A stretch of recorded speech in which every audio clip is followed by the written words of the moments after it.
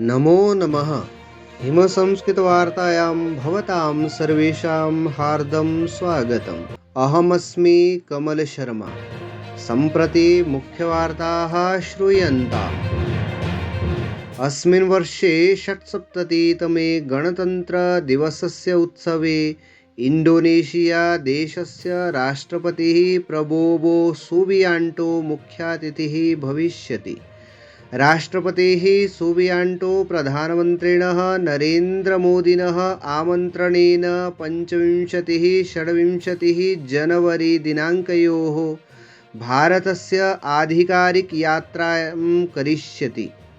विदेशमन्त्रालयानुसारं राष्ट्रपतिः प्रबोवो वर्यस्य भारतस्य प्रथमयात्रा भविष्यति।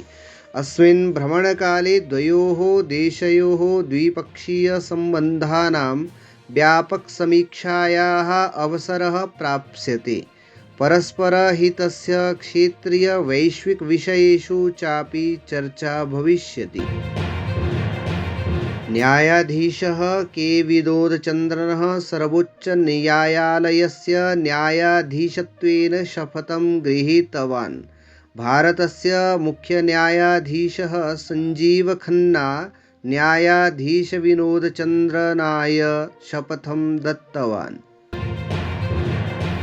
राष्ट्रपति द्रौपदी मुर्मू इत्यनया राष्ट्रपतिभवने सिङ्गापुरस्य राष्ट्रपतिं थर्मन् षण्मुगरत्नस्य आधिकारिकरूपेण स्वागतं कृतम्। अस्मिन् अवसरे प्रधानमन्त्री नरेन्द्रमोदी अपि उपस्थितः आसीत्। पत्रकारान् सम्बोधयन् सिङ्गापुरस्य राष्ट्रपतिः थर्मन् षण्मुगरत्नमः अवदत् यत् भारतं सिङ्गापुरं च डिजिटल् क्षेत्रे नूतनानां सम्भावनानाम् अन्वेषणं कुरुतः। हिमाच्छादितं हिमाचलं 90तः अधिकाः मार्गाः बाधिताः। आवश्यकवस्तूनि उपरितनक्षेत्रेषु प्राप्तुं न शक्तानि।